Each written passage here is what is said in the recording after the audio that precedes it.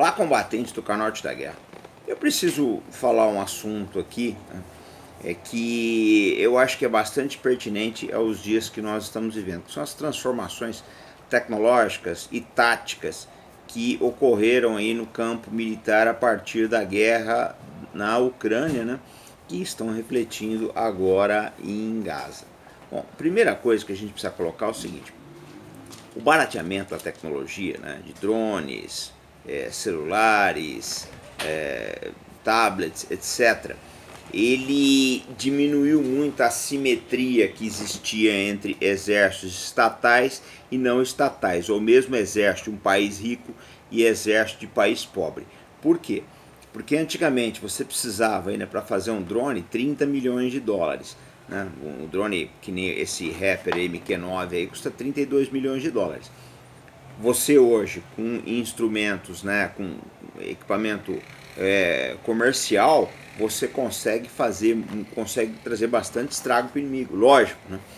Um drone aí, desses DJI chinês aí, você não vai lançar um míssil Hellfire com ele, mas você consegue inabilitar um carro de combate. Essa que é a realidade. Quer dizer, com um custo ínfimo em relação, né, a esses equipamentos que são vendidos para as Forças Armadas. A prova disso, né, são as improvisações de ucranianos e russos no campo de batalha e o estrago que o Hamas fez em Israel no dia 7 de outubro passado, com muito equipamento aí que era comercial. Eu penso que essas inovações elas vieram para ficar. A gente olha na guerra do Iêmen também, tá? Os Houthis iemenitas, eles já derrubaram dezenas de aeronaves de sauditas e seus aliados com equipamentos um tanto quanto rudimentares. Está certo que o Irã deu uma boa mão, né? Mas isso não tira o mérito. Eu penso que o Brasil ele precisa olhar para isso.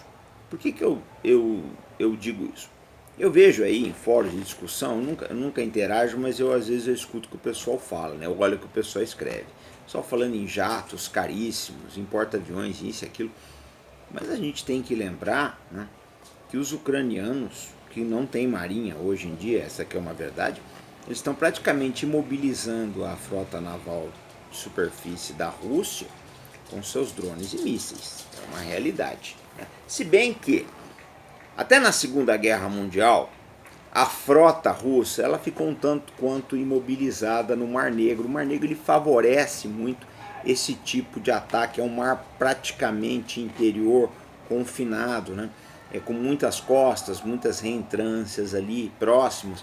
Você consegue efetivamente deixar uma força naval, né, aquém da sua capacidade, né?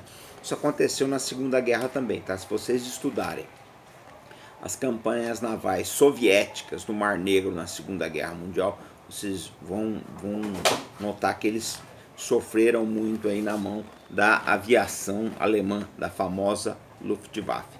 Então todas essas coisas precisam ser vistas e levadas em consideração, sopesadas na hora de planejamento, porque o Brasil tem um caso diferente, né? Nosso problema maior é a costa atlântica, que é muito vasta, ela tem bastante profundidade, o mar aqui ele é bastante vasto, né? Você precisaria de um alcance muito grande dos meios navais, né, para impedir o acesso de meios de superfície ou de submarinos inimigos. A gente precisa pensar tudo isso, sem perder de vista a possibilidade do emprego desses meios que não são tão caros e são acessíveis ao Brasil. É uma realidade, a gente teria condições hoje em dia, existem boas soluções, né, de mísseis na Índia, existem soluções no Irã, na própria Coreia, né, Coreia do Norte, Coreia do Sul, na China, existem muitas soluções aí para o Brasil que não são tão caras. A gente não pode pensar em marinhas de bilhões de dólares, né? Quando nós temos um desafio aí que pode ser contornado por um gasto menor, né? Poupar dinheiro para o contribuinte. A verdade é uma só, nós precisamos pensar fora da caixa, né? As guerras da Ucrânia e do Iêmen, as guerras da Ucrânia e de Gaza, do Iêmen também, já provaram a possibilidade de você deixar um exército muito maior, tecnologicamente superior, com muito mais de investimento, numa situação difícil. O Hamas, ele tem, a gente não sabe, quase não chegam notícias de Gaza aí, mas as coisas não estão muito fáceis para o exército israelense, que é um exército altamente tecnológico. Mas o Hamas, através do uso engenhoso aí, tá, dos seus artefatos eletrônicos e dos túneis, ele está dando um baile no exército israelense. A guerra, basicamente, é você usar aquilo que você tem na mão. Você vai com aquilo que você tem. Se você tem um território que você consegue tirar um bom proveito dele, faça isso. É o caso do Hamas em Gaza, né? E é o caso dos ucranianos no seu litoral aí. Eles estão usando o que eles têm de melhor. Não que eu ache que isso vá mudar o destino de nenhum dos casos. Eu não acho que o Hamas tem uma chance de vencer Israel, ele pode até ganhar tempo, mas o peso tecnológico de Israel, militar, né, o próprio peso dos números, mais o auxílio americano, ele vai acabar sufocando o Hamas se não houver, né, intervenção de outro ator internacional. Caso ucraniano é a mesma coisa, eles vão atacar alguns navios russos, vão afundar alguns ativos navais aí, mas o que é decisivo mesmo para a guerra da Ucrânia são essas batalhas que estão acontecendo nas estepes. Essa aqui é a realidade, né? E nisso a Ucrânia tem pouquíssimas chances, né? Eu acho que a hora dourada da Ucrânia dela fazer alguma coisa já passou. Foi antes de Bakhmut, quando eles estavam com o exército mais ou menos reconstituído aí, teriam condições de fazer muita coisa se fizessem um uso mais inteligente das táticas, da estratégia geral, aproveitamento do terreno, né, de campos de tiro, etc. Não fizeram isso, a oportunidade passou. A oportunidade não volta mais. Eu falo sempre o seguinte, que o ativo mais precioso que você tem na guerra é o tempo. Porque você pode fabricar novas armas, você pode treinar novos homens, né, novos soldados, mas você não recupera o tempo perdido. A Ucrânia perdeu muito tempo. Essa é que é a verdade. Ela deixou as coisas acontecerem, então não se preparou suficientemente para a guerra.